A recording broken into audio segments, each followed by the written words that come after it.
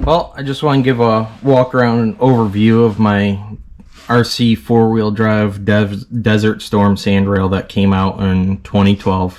Just in the recent few years, probably during COVID really, I got this thing up and running. It sat as a chassis for a long time, but yeah, I got it all together now finally, and it's an absolute ripper. It's went through a few changes, but I'm finally happy with where it's at, and it runs awesome. I just have a set of Traxxas slash tires on this, keep it simple, and they're cheap. But if you don't know, these were only sold as a chassis with the Lexan panels, and that's it. That's how you got it, with a build sheet of everything you're supposed to order put together. So it uses a Traxxas Jado front end, so control arms, toe links, steering links, and Jado steering bulkhead or steering box, whatever you want to call it. And then for the rear, it uses a Traxxas two-wheel drive Rustler transmission. All the parts are all Energy aluminum parts. Keep it realistic like a true sandrail. The gearbox has all hardened steel gears in it now.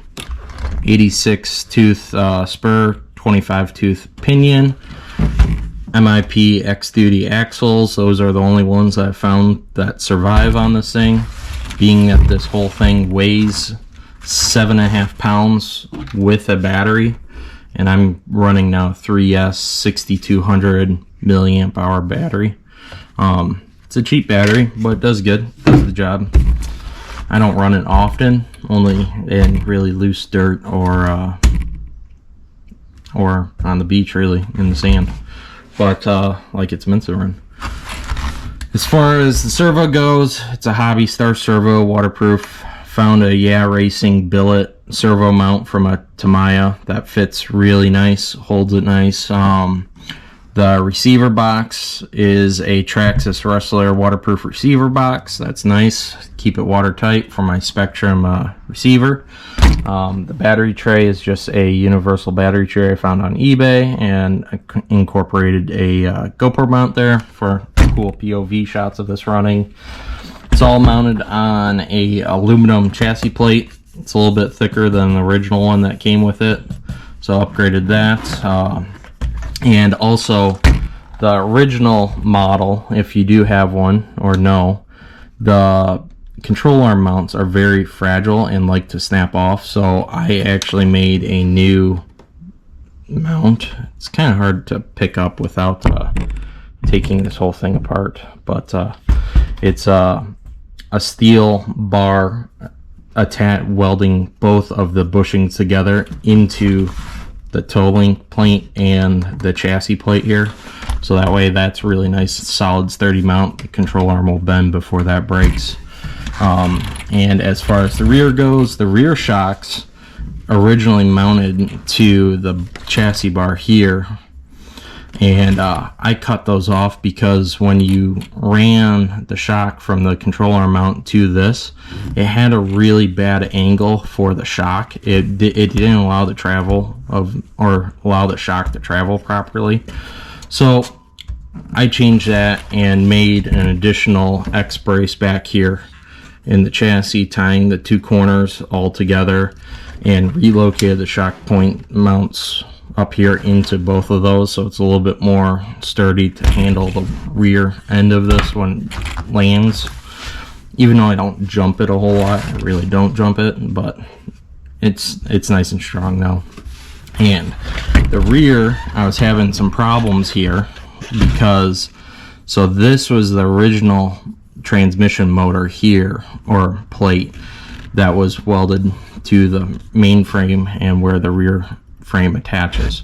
Well, it was kind of bending and twisting this under the power from the torque of the motor, so I added in this additional steel plate, welded it on, and now that has really stiffened this whole back piece up and doesn't bend anymore, which is nice. So those were kind of the issues of the original chassis.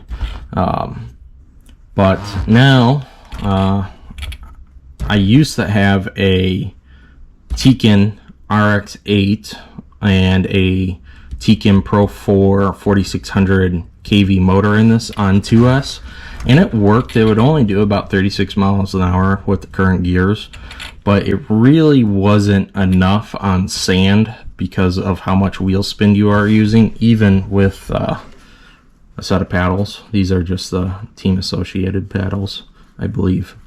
But yeah, so it needed some more power to it to do a little bit more wheelie action in the sand, keep it like a real sand rail. So I went to a Hobby Wing Max 10 SCT ESC and a Hobby Wing 4000 kV sensorless motor, and this is their easy run combo. So waterproof too, which was a bonus. And this combo has really woken this thing up. After putting the GoPro in here and doing a GPS speed run, it did about 51 miles an hour, which is pretty impressive for this thing. So I'm very happy with the new electronic setup. And yeah, added this aluminum carbon fiber 1/10 scale drift wing on it. I cut the width down, and to just give it some more scale sandrail look. Oh, the shocks. The shocks are the Proline Power Strokes front and rear, and these Power Strokes are actually the rear of a short course truck, and these are the axial Yeti Power Stroke shocks, which are 5 inches long to accommodate the new shock location here. But I like the longer shocks on this. It gives you so much more travel, so and helps absorb those bumps a lot better. I mean, it's, yeah, it does really well. So, but yeah, that's a very quick rundown of my RC 4-wheel drive Desert Storm sandrail. This thing's a blast. I know you can't get these chassis anymore, but they're really fun to build and work on. And there's nothing really else like it, because I mean, it just screams custom and not RTR by any means. And I don't know if I mentioned it before. But it weighs 7.5 pounds with the battery. So this thing's got some weight, and it's a missile going down in the sand. So yeah, hope you like it. I'll post some more videos of this as well, of it running. Just haven't had any good video of it yet, other than me trying to self-film while driving it, which can be a handful. So hope you like it. If you got any questions, leave them down in the comments.